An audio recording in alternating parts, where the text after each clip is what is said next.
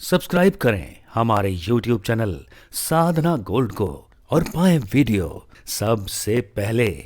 और हाँ, bell icon दबाना ना भूलें। गुरुवं गुरुवं गुरुवं गुरुवं शरणं गुरुवं गुरुवं शरणं। नमस्कार दर्शकों, बहुत बहुत स्वागत है आप सभी का हमारे विशेष कार्यक्रम दिशा धाम में। मैं हूं आपके साथ निशा। दर्शकों, दिशा धाम एकमात्र ऐसा कार्यक्रम है जिसके साथ जुड़कर आप अध्यात्म की ओर बढ़ सकते हैं। और साथ ही साथ अगर आपके जीवन में किसी भी तरह की कोई समस्या चल रही है, कोई भी उलझन है जो आपको बार बार परेशान कर रही है, चाहे फिर स्वास्थ्य से जुड़ी हो या फिर आपके व्यापार से जुड़ी हो या फिर कोई भी ऐसी समस्या है जिसे लेकर आप प्रश्न करना चाहते हैं, तो आप भी हमारे कार्यक्रम के साथ जुड़ सकते हैं। टीवी स्क्रीन पर जो नंबर्स फ्लैश हो रहे हैं, नंबर्स पर कॉल करके आप माता जी से बात कर सकते हैं। एक छोटा सा अपॉइंटमेंट लेने के बाद मुलाकात भी कर सकते हैं। तो चलिए कार्यक्रम को शुरू करेंगे और मिलकर स्वागत करेंगे गुरु माँ तपेश्वरी नंदा जी का। बहुत बहुत स्वागत है गुरु माँ आपका। तो बिल्कुल दर्शकों, अपने विशेष कार्यक्रम को आगे बढ़ाएंगे और पूरा प्रयास यहाँ पर माता जी का दर्शकों यही होता है कि जिस भी टॉपिक पर हम बात कर रहे हों उसे लेकर वो आपको तमाम जानकारियाँ दे सके। तो चलिए अपने आज के कार्यक्रम को शुरू करते हैं कुछ प्रश्नों के साथ। गुरु माँ, आज मेरा आपसे जो प्रश्न है वो काफ़ी विशेष है, क्योंकि मेरा ये प्रश्न है कि जो लोग आपके पास पहुंच पाते हैं, आश्रम में आते हैं, उन्हें तो आप कोर्स सिखाती हैं 3 साल का, और इसके साथ साथ जो लोग दूर दराज रहते हैं, जो आश्रम नहीं आ सकते हैं, नहीं पहुंच पाते हैं, उनके लिए क्या सुविधाएं हैं? क्या ऑनलाइन से भी वो सीख सकते हैं? इसके बारे में आप जानकारी दें। देखिए निशा जी, वैसे तो जो है ना, हमारा जो 3 साल का कोर्स है, कोशिश यही रहती है कि आश्रम में ही आके करें। तो जैसा कि हमने अपने पीछे भी बताया था कि यज्ञ का बहुत महत्व है। वहाँ जो हमने यज्ञ स्थापित किया है, उस यज्ञ में जितने मंत्रों से वहाँ की जो वातावरण को पॉजिटिव किया गया है, क्योंकि यहाँ जब भी हम कोई साधना कर रहे हैं या अध्यात्म की तरफ आगे बढ़ रहे हैं, तो ग्रेविटी जो है विशेष मायने रखती है। ग्रेविटी का जो है, अगर हमें पता है कि ग्रेविटी अच्छी है, तो वहाँ हम बहुत कुछ गेन कर सकते हैं, बहुत कुछ प्राप्त कर सकते हैं। दूसरा, साथ साथ आश्रम की जो एनर्जी है वो इतनी डेवलप हो गई है कि वहाँ कोई भी नेगेटिव एनर्जी जो है अंदर प्रवेश ही नहीं करती। तो जब हम, क्योंकि वहाँ हमने दिशा बंधन के भी किए हैं और ऐसे ऐसे मंत्र किए हैं कि वहाँ की जो ऊर्जा है बहुत ही सकारात्मक है।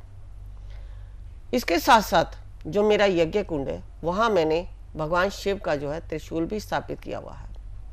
अब यहाँ त्रिशूल के विषय में मैं बता दूं आपको कि जब भी आप कोई भी यज्ञ करते हैं तो आपके पास एक त्रिशूल अवश्य होना चाहिए, और वो त्रिशूल की हाइट इतनी होनी चाहिए जो आपके हाइट से ऊंची जाए। यानी जब आप बैठ के यज्ञ कर रहे हैं तो आपकी हाइट से ऊंची जाए, नहीं कि 4 या 5 फीट का त्रिशूल हमारे यज्ञ कुंड पे अवश्य होना चाहिए। अब यज्ञ कुंड में त्रिशूल का महत्व के लिए मैं बता दूं कि ये जो त्रिशूल होता है, ये हमारे तीनों देवों का प्रतीक है, जो महादेव के पास है, जो कि महादेव तीनों देवों के साथ हमारे उपस्थित होते हैं। अगर हम शरीर की संरचना की बात करें तो जो हमारे शरीर में त्रिगुणात्मक रूप है, वो त्रिगुणात्मक रूप का प्रतीक है हमारा त्रिशूल। जब हम इस त्रिगुणात्मक शक्ति को अपने पास रखते हैं तो हमारी त्रिगुणात्मक शक्ति भी जागृत होती है, और जब हमारी त्रिगुणात्मक शक्ति जागृत हो गई तो हमारे लिए कुछ भी असंभव नहीं है। त्रिगुणात्मक का मतलब है ब्रह्मा विष्णु महेश, तीनों की शक्ति। माता सरस्वती, लक्ष्मी और पार्वती। माता सरस्वती ज्ञान की देवी, लक्ष्मी संपन्नता की देवी और पार्वती शक्ति। शक्ति, संपन्नता और ज्ञान, तीनों शक्तियां और त्रिदेव का जो हमारा कार्य है, वो अगर हमारे शरीर में जागृत हो गया तो हम जितनी हमने अभी पीछे एपिसोड में बात की थी सिद्धियां, वो सारी सिद्धियां हम प्राप्त करते चले जाते हैं। अब हम बात कर रहे थे यहाँ शिविर की, तो यहाँ हमने बताया एक तो होता है आश्रम में। अब निशा जी ने जैसा कि पूछा कि हाँ, जो लोग नहीं आ पा सकते हैं, बहुत दूर हैं, तो ऐसे लोगों के लिए आपके पास क्या विकल्प है?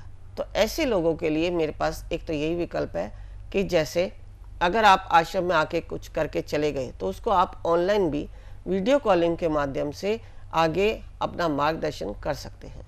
अगर ऐसा संभव नहीं है, आपको उतनी ऊर्जा नहीं मिल रही है, तो हमारे पास इसके अलावा हम क्या करते हैं, जैसे हमारे शिष्य अगर बॉम्बे में है या पूना में है या अंबाला चंडीगढ़ है या कहीं भी देश के किसी भी कोने में है, तो वहाँ जो भी कोई हमारा एक व्यक्ति होता है जो इस 3 वर्ष के कोर्स को सीख रहा है, वो वहाँ ऑर्गेनाइज करते हैं, वो वहाँ की सारी व्यवस्था संभालते हैं कि वहाँ कितने लोगों को व्यवस्था करनी है, कैसे हम जाएंगे तो क्या कराएंगे, ये सारा वो पहले से ही करके तैयार रखते हैं। और जब मैं वहाँ जाती हूँ तो वो 3 साल से जुड़े लोग वहाँ पहुँचकर 3 दिन के शिविर में अपना जो भी कुछ पाना चाहते हैं वो मेरे मार्गदर्शन में, मेरे द्वारा दीक्षा के द्वारा उन शक्तियों को जागृत करके बाद में अपने अभ्यास से इस 3 वर्ष की जो है शक्तियों को अर्जित कर सकते हैं। अब यहाँ इसके साथ साथ मैं ये भी बताऊंगी कि जो लोग हैं, जैसे लामा फेरा ही हो गया या कोई भी हीलिंग कोर्स हो गया, उसके लिए भी हमारे इसी तरह से शिविर लगते हैं। और इसी तरह के शिविर के लिए मैं यहाँ एक खास तौर पर बता दूं कि जैसे अभी हमने ऋषिकेश का प्रोग्राम रखा, ऋषिकेश में हम कुंडलिनी साधना सिद्धि कराने जा रहे हैं। अब बहुत सारे लोग जो हैं हमारे पास फ़ोन कॉल्स कर रहे हैं कि हम तो लामा फेरा सीखना चाहते हैं और आप हमारे नज़दीक हैं, हम वहाँ आसानी से पहुँच जाएंगे, तो क्या आप हमें वहाँ लामा फेरा सिखाएंगे? तो यहाँ मैं यही कहना चाहूँगी कि जो जिस उद्देश्य के लिए मैं वहाँ गई हूँ, मैं वही उद्देश्य की पूर्ति वहाँ कराऊंगी। अगर मान लो मैं कुंडलिनी योग साधना के लिए गई हूँ तो वहाँ कुंडलिनी योग होगा। हाँ, इसके अलावा यहाँ जो है जो लोग पाना चाहते हैं, जो हीलिंग कोर्स पाना चाहते हैं या अध्यात्म में जाना चाहते हैं, यानी कि कुंडलिनी शक्ति साधना, उनमें जो है आपस में डिस्टर्बेंस ना हो, उनका ध्यान ना भ्रमित हो, जो वो करने आए हैं वह वही करें, क्योंकि जो हमारा एक उद्देश्य है वही अगर हम उसको लेके चलते हैं तो हम उस चीज़ में सफल हो जाते हैं। अगर हम यहाँ लामा फेरा या हीलिंग कोर्स की तरफ ध्यान जाएंगे तो हमारा कुंडलिनी सिद्धि योग जो है नहीं हो पाएगा। तो इसलिए यहाँ मैं अलग से दिन रखती हूँ। हाँ, जैसे बहुत सारे लोग होते हैं कि कहते हैं कि माता जी हम 5 या 7 लोग हैं, आपसे ही लामा फेरा करना चाहते हैं, तो वहाँ 5-7 लोगों की व्यवस्था वो लोग करते हैं और मैं वहाँ जाकर उनको जो है हीलिंग कोर्स कराती हूँ।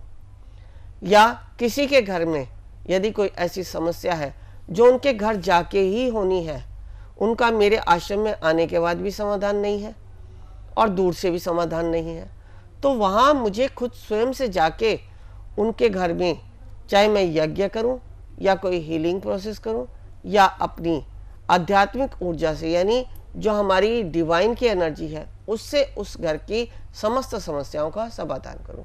ऐसे भी बहुत सारे लोग हैं जो हमें अपनी समस्या बताते हैं, अगर उनके यहाँ करने पर ही उनकी समस्या का समाधान होता है तो मुझे वहाँ जाना भी पड़ता है। लोग बुलाते हैं।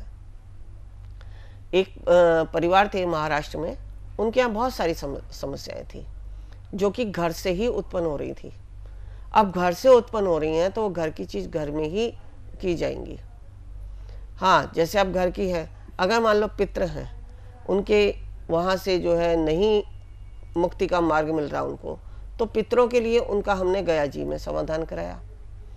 अब गया जी के बाद अगर पितरों का हो गया, फिर भी ऐसी कुछ शक्तियाँ होती हैं जो वहाँ नेगेटिविटी है, उसको दूर करने के लिए फिर वहाँ यज्ञ करना है। या एक एक व्यक्ति उस परिवार में, जैसे शरीर में ऐसे रोग हैं कि वो रोगों के कारण हम तक नहीं पहुँच पाए, तो ऐसी अवस्था में भी मैं उनके घर में जाके उनके यहाँ अनुष्ठान, यज्ञ या जिस भी तरीके से मुझे ठीक लगता है, मैं उस तरीके से उनके घर का वातावरण ठीक करने का प्रयास करती हूँ। देखिए, कर्म मैं करती हूँ, मैं हर बार यही कहती हूँ, कर्म मैं कर रही हूँ, करने वाला परमात्मा है। मैं करता नहीं हूँ, करता परमात्मा है। बस यही भाव है जो मैं लेके जाती हूँ। किसी को विश्वास होता है तो बुलाता है, नहीं है तो कोई नहीं, आप जैसे अपने जीवन में चल रहे हैं उस तरह से चले।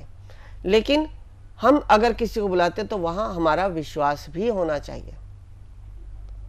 आपने बुला लिया, आपके अंदर श्रद्धा नहीं, आपके भाव नहीं, आपका विश्वास नहीं, तो मेरे जहाँ वहाँ तक पहुँचने का भी कोई अस्तित्व नहीं है। मैं वहाँ जाकर भी कुछ नहीं कर पाऊँगी, क्योंकि करने वाला तो परमात्मा है और परमात्मा हमेशा आपके भाव से जुड़ता है, आपकी श्रद्धा से जुड़ता है। मैं उस तरह की क्रिया जरूर कर रही हूँ, लेकिन भाव आपके परमात्मा से कनेक्ट होने चाहिए। अब चाहे वो भाव चाहे परमात्मा रूप में मुझ में जाने या किसी परमात्मा या जो आपके देवी देवता हैं या कुल देवता हैं, उनका आह्वान करके कि मैं अपने कार्यों को माता जी के द्वारा संपन्न कराने जा रहा हूँ, तो आप इसमें सहयोग करें। बहुत सारी अपने घर के भाव होते हैं, जो ऐसी जैसी जिस घर में जो प्रथा है उसी प्रथा के अनुसार लोग कार्य करवा लेते हैं। मैं जहाँ गई थी वहाँ पर जो है मैंने देखा कि जो महिला है उनको उनकी कमर में कम से कम इतना बड़ा 5/6 का कोई फोड़ा था, जिसके लिए डॉक्टरों ने भी मना कर दिया था कि इसका उपचार नहीं होगा, क्योंकि तुम्हें हार्ट की भी, तुम्हारा दिल कमज़ोर है, कहीं अटैक ना पड़ जाए।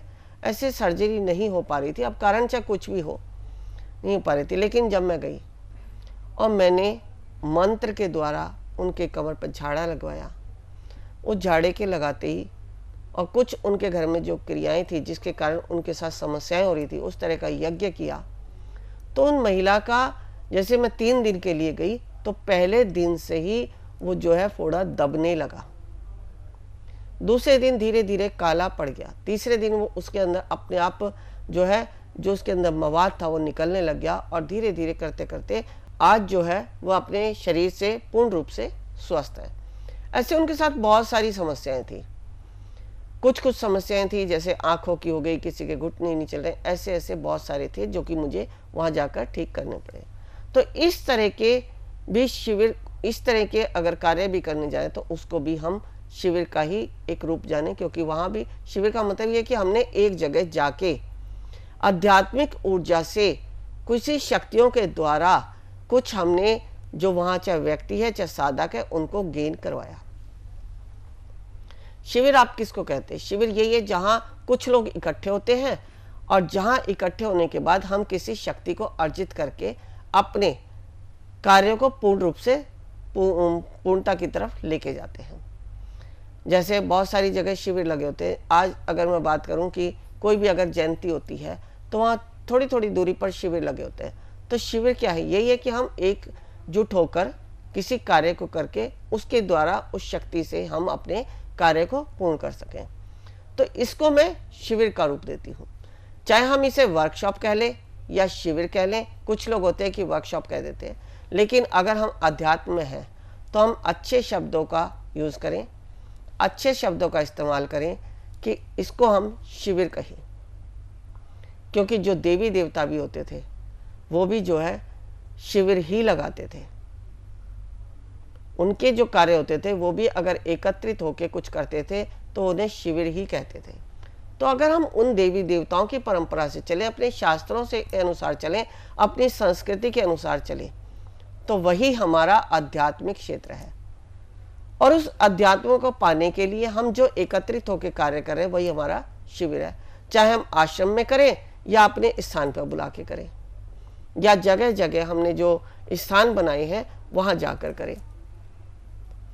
तो शिविर, अभी आपने जाना कि हम शिविर में क्या क्या कर सकते हैं, कैसे कैसे कर सकते हैं। अब यहाँ मैं एक बात और आज आपको बता दूं जो हमारे जीवन में बहुत ही विशेष महत्वपूर्ण है। हम जो अपने घरों में सत्संग करते हैं, कीर्तन करते हैं, समय समय पर सत्यनारायण की कथा कराते हैं, ऐसे बहुत सारे छोटे छोटे जो हम सात्विक कार्य करते हैं, मांगलिक कार्य करते हैं, उनके द्वारा भी हमारे घर में जो है पॉजिटिविटी आती है। प्रत्येक व्यक्ति को अपने घर में, जैसे आजकल जो है जन्मदिन मनाने की बहुत ज़्यादा प्रचलन हो रहा है, लेकिन जन्मदिन अगर आप स्पिरिचुअल तरीके से मनाते हैं तो जो आप जन्मदिन मना रहे हैं, जिसके लिए हम मना रहे हैं, उसका जीवन तो सुखमय होता ही है, साथ में जो आपके घर में लोग एकत्रित हुए हैं उनका मन भी आनंदित हो जाता है।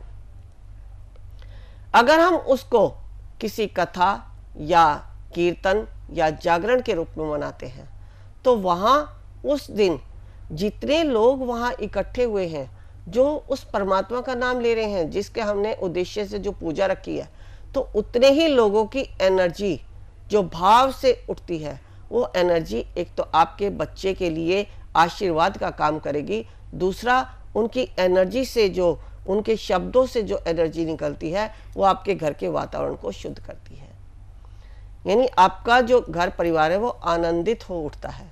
अगर आप डीजे बाजा बजाते हैं या अपने हिसाब से पार्टियां मनाते हैं तो फिर वह माहौल भी उसी तरह का होता है। आजकल तो बच्चे जो है चाउमीन, बर्गर ये चीज़ें खाते हैं।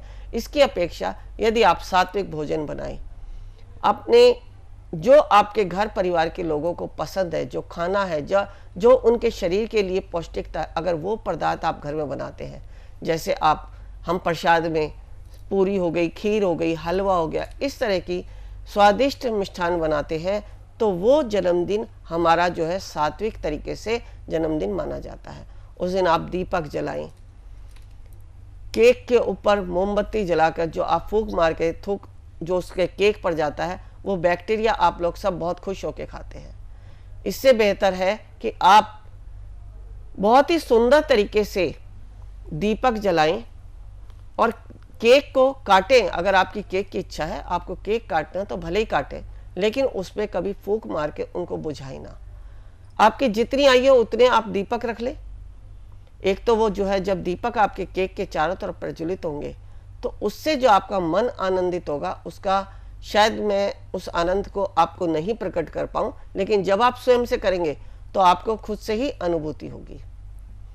तो अगर हम भारतीय संस्कृति के अनुसार या अपने संस्कारों को देखते हुए कि हमें कैसे चलना है, हम करते हैं कोई भी कार्य, तो हमारे घर में सकारात्मक ऊर्जा आती है। आज सभी लोग कहते हैं हमारे यहाँ ये परेशानी है, वो परेशानी, तो परेशानियों का कारण तो तुम स्वयं हो। जो अभी मैंने कहा चाउमीन, बर्गर, आप बाजार से लोग जो है चाउमीन लेने जाते हैं, वहाँ एक व्यक्ति बहुत जल्दी में, गुस्से में भी है, कैसे भी है, वो आपको फटाफट चाउमीन बना के देता है, और वही चाउमीन आप जब खाते हैं तो आपका भी मन जो है उसी के जैसा हो जाता है। उसकी ना जाति का पता है, ना धर्म का पता है, ना स्वच्छता का पता है, किसी बात का नहीं पता, लेकिन आप उसको बहुत स्वाद से खा रहे हैं। अब यहाँ देखो, अगर एक माँ अपने बच्चे के लिए बहुत भाव से भोजन बनाती है तो वो भोजन आपके शरीर को लगता है। तो यही चाउमीन की अगर आपकी इच्छा है तो आप घर में लाके बनाएं, घर में खाएं। घर में क्या नहीं बनता। अभी तो लॉकडाउन के समय में लोगों ने ऐसी ऐसी डिश सीख ली हैं कि आप घर में सब कुछ खा सकते हैं।